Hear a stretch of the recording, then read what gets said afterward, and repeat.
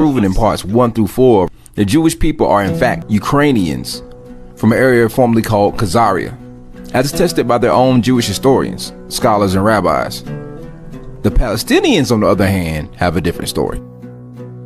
Historians state that when Jerusalem was destroyed in 70 AD, that Rome allowed a small segment of Hebrews to remain, namely servants and farmers, besides the ones captured and the ones who fled into Africa and Arabia. These peoples would eventually incur some mixing with other groups who conquered Palestine, in particular the Ottoman Turks. To this day, the groups of people who occupy Palestine is a combination of the descendants of Ottomans and the original Hebrews, who are labeled as Afro-Palestinians.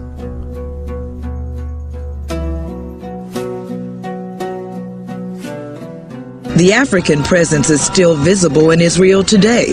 There are thousands of African Palestinians who live in Israel with deep roots to the land, whose ancestors date back for centuries. I met with Ali Jaddah, tour guide, and the informal mayor of the African Palestinians in Old Jerusalem. I asked him about his life and relations between the Afro-Arabs and the Jews. Well, life for him, I think it's the hell. I'm one of those people who had experienced that. To be Palestinian, that's a big problem. But to be a black Palestinian, I'm quite convinced it will be the hell, because as a black Palestinian, I am double oppressed by the Israelis. In what way? In what way? I will explain. First of all, they oppress me as a Palestinian, you see. Secondly, they oppress me because of my color. Whenever I go around in the Israeli side, they call me Kushi. Kushi means nigger. Kushi means nigger. So, in Israel, the land of God, people who are the brothers of the Arabs, two brothers, you are called nigger as I am called nigger in America? Let's say on the surface, this is what they say, that this is the land of God and we are cousins and there should be total equality.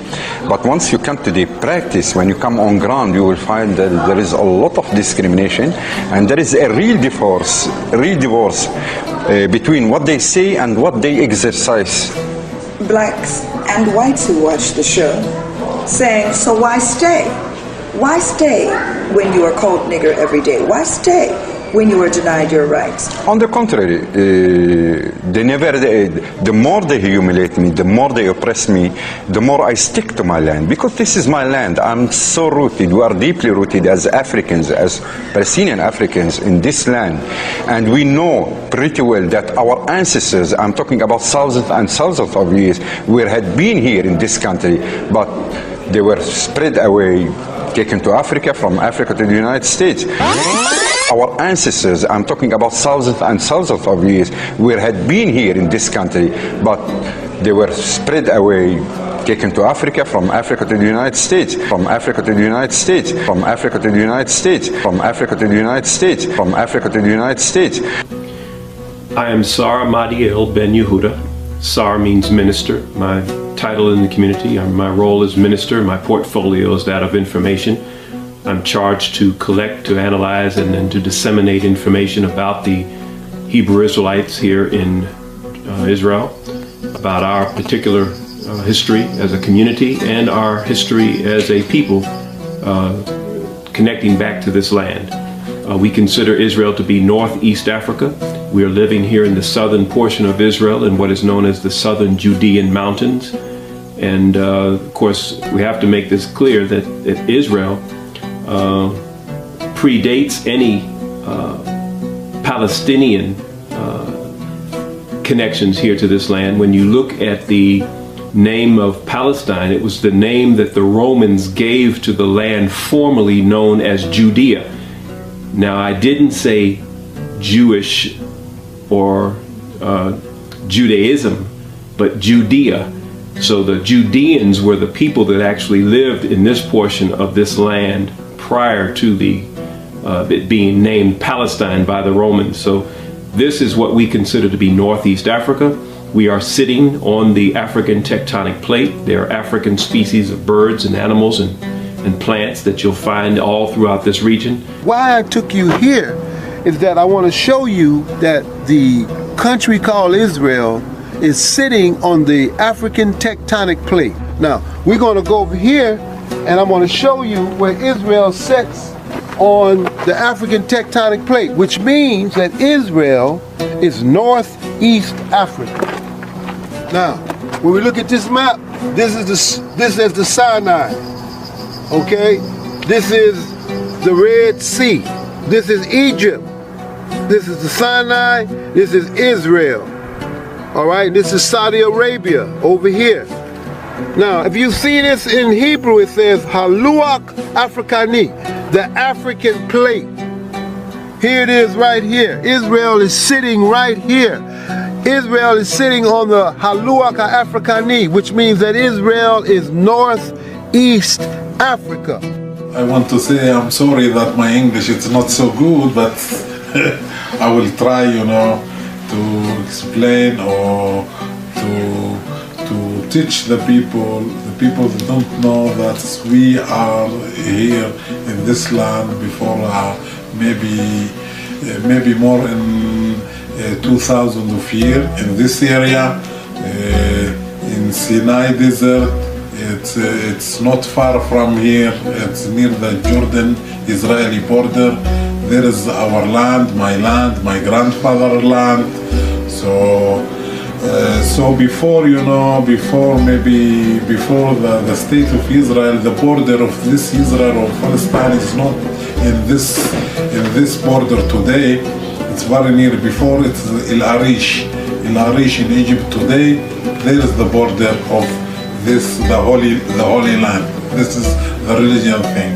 So many people they don't know that the black people here in this land, it's not for the last 100 years or something like this. It's more than 1,000 of years. Africa. He's from Africa. نحن 10 دورات فوق. 10 generations here.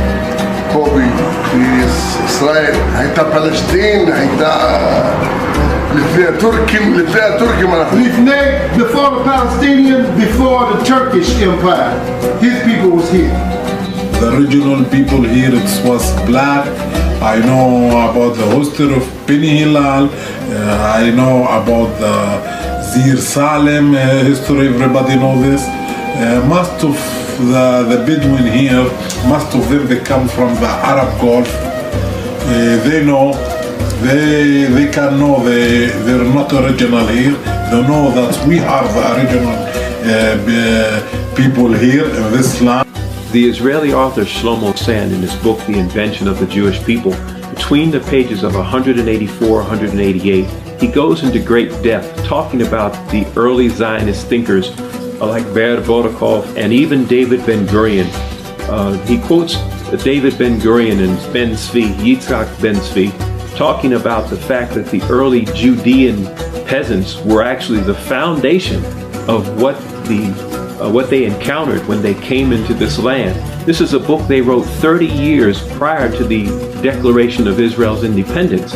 And they recognized that the Felahim, this peasant class, were actually those that had remained here, that had converted perhaps to Islam, that converted perhaps to Christianity, depending on the ruling class, depending on the armies at the time that held Jerusalem and held this particular region. They simply, in their love for the land and the fact that these armies needed to be fed, they became the peasant class, the agrarian agronomists, the agriculturalists who continue to raise their crops and to take care of their families in a desire to stay on this land.